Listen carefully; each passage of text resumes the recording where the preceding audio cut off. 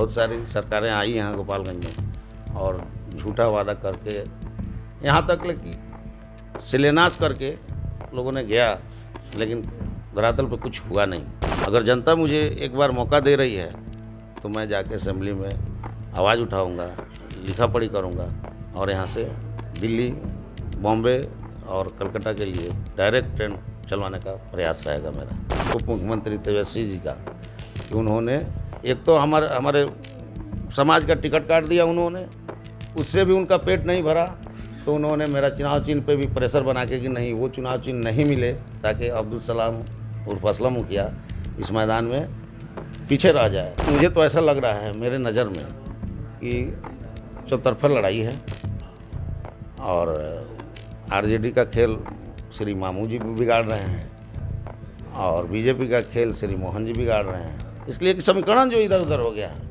अभी हम पहुंचे हैं AIMIM प्रत्याशी श्री अब्दुल सलाम उर्फ असलम मुखिया। हम उनसे बात करना चाह रहे हैं या जानना चाह रहे हैं कि जनता के बीच ये जा रहे हैं तो कौन से मुद्दे उठा रहे हैं और ये किस मुद्दे से लोगों को आकर्षित कर रहे हैं। तो बताइए आप। चुनाव आपके चैनल के माध्यम से सभी श्रोताओं को प्रणाम। क्षेत्र में का भ्रमण जब कर रहा हूँ तो लोगों से मेरा यही मुद्दा है मेरा कि जो मूलभूत समस्याएं हैं, जैसे गन्ना किसानों का हो गया, उस गन्ना किसान पे जितने किसान लोग हैं उसी पे निर्भर हैं, उनकी बेटी की शादी हो या और भी बहुत सारी घर का काम कराना हो, और हमारे किसान भाइयों को वक्त पे पेमेंट नहीं मिलता है। दूसरी बात, एक उसके अंदर एक और बड़ी समस्या है कि घटतौली होती है, प्रशासन उस पर ध्यान नहीं देता है, या तो प्रशासन को बांध लिया जाता है जिसके कारण एक तरफ से नुकसान में जाता है हमारा किसान भाई। उसका बच्चा वक्त पे पढ़ने के लिए नहीं जा पाता है बाहर किसी कॉलेज में या यूनिवर्सिटी में, तो क्योंकि यहाँ कोई यूनिवर्सिटी है नहीं।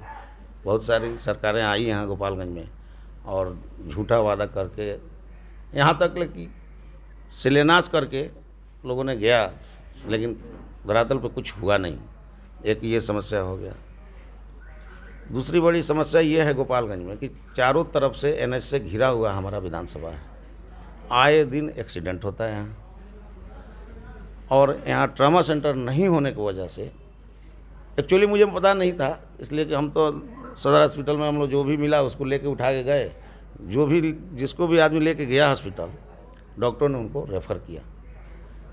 बाध्य होकर मुझे पूछना पड़ा डॉक्टर लोगों से कि सर आखिर क्या वजह है कि आप लोग सबको रेफ़र कर देते हैं। तो उन लोगों ने कहा, मुखिया जी हम लोग शौक़ से नहीं रेफ़र करते हैं, साधन ही नहीं है यहाँ। और एक डॉक्टर साहब ने मुझे बताया ट्रॉमा सेंटर के बारे में। तो मेरा सबसे बड़ा मुद्दा ये हो कि कम से कम गरीब गुरबा लोग गोरखपुर और पटना ना जाना पड़े, उनकी इलाज यहीं हो। यहाँ गोपालगंज ज़िले की जनता की ये समस्या है कि यहाँ ज़्यादातर लोग खाड़ी देश में रोजी रोज़गार के लिए काम करते हैं, तो यहाँ से दिल्ली के लिए डायरेक्ट गोपालगंज से कोई ट्रेन नहीं है। अगर जनता मुझे एक बार मौका दे रही है तो मैं जाके असेंबली में आवाज़ उठाऊंगा, लिखा पढ़ी करूंगा और यहाँ से दिल्ली, बॉम्बे और कलकत्ता के लिए डायरेक्ट ट्रेन चलवाने का प्रयास रहेगा मेरा। कि हम लोग बिल्कुल गंडक नदी से अंदर ही में हैं, तो बाढ़ का भी बहुत बड़ा समस्या है।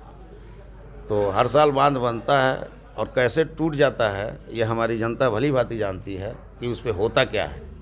तो मैं ज़मीनी आदमी हूँ, मैं इस पर निगाह अपनी रखते हुए उस काम को करवाऊंगा, जिससे कि कम से कम ना जनता की नुकसान हो ना सरकार की नुकसान हो। ओवैसी साहब के पार्टी का सिंबल है पतंग जी, लेकिन आपको पतंग नहीं मिला है। सर मिला तो मुझे AIM का सिंबल ही मिला है, उसी पे मैं लड़ रहा हूँ। जहाँ तक चिन्ह की बात है तो चुनाव आयोग में इलेक्शन लड़ने से पहले लिख के देना पड़ता है पार्टी को कि मेरा प्रत्याशी यहाँ से चुनाव लड़ेगा। उसके बाद भी कोई बहुत बड़ा समस्या नहीं था यहाँ कि हमारा पतंग को काट दिया गया। इसमें सरकार का बहुत बड़ा योगदान है, हमारे माननीय उप मुख्यमंत्री तेजस्वी जी का, कि उन्होंने एक तो हमारे समाज का टिकट काट दिया उन्होंने, उससे भी उनका पेट नहीं भरा, तो उन्होंने मेरा चुनाव चिन्ह पे भी प्रेशर बना के कि नहीं वो चुनाव चिन्ह नहीं मिले, ताकि अब्दुल सलाम उर्फ असलम मुखिया इस मैदान में पीछे रह जाए। लेकिन जनता समझदार है, पढ़े लिखे लोग हैं, सब बात लोग समझ रहे हैं कि यहाँ कौन सी लड़ाई हो रही है।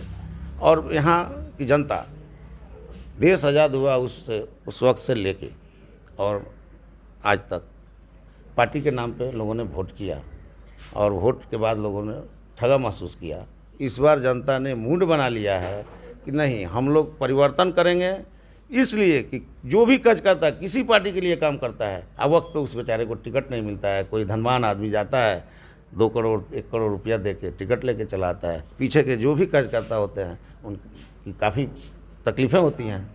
ये सब देखते हुए जनता ने इस बार मूड बना लिया है कि नहीं, इस बार हम लोग परिवर्तन करेंगे। परिवर्तन की बात आप कह रहे हैं, 9 उम्मीदवार हैं जी। तो वास्तविक आपसे लड़ाई किन दल से?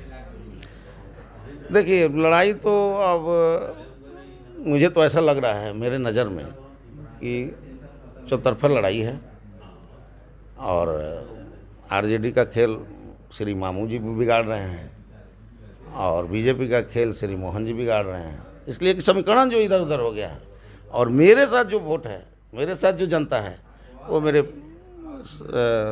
जो भी एरिया में मैं लोगों का सेवा देता हूँ। पिछला विधानसभा चुनाव में आप स्वयं प्रत्याशी थे जी, और उसमें चौथे नंबर पर आप थे जी। तो क्या आप इस बार समझ रहे हैं? मैं ये समझ रहा हूँ इस बार कि मैं 2020 में जो विधानसभा इलेक्शन लड़ा था, तो उसमें 22 कैंडिडेट थे, उसमें मेरा जनता ने मुझे चौथा स्थान दिया, और आज मेरा चुनाव चिन्ह भी चौथे स्थान पे है।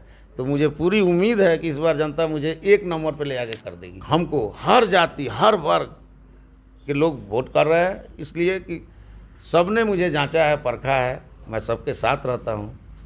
यही वजह है कि मुझे लोग जीत के तरफ बढ़ा रहे हैं। ये थे अब्दुल सलाम उर्फ असलम मुखिया। इन्होंने तो पंचायत के आम लोगों को तो सेवा किया ही है, अब ये पूरे गोपालगंज विधानसभा क्षेत्र के लोगों का सेवा करना चाह रहे हैं। और इस उपचुनाव में इनका दावा है कि हर जात हर धर्म के लोग इन्हें मदद कर रहे हैं। सुनील तिवारी, बिहार तक, गोपालगंज।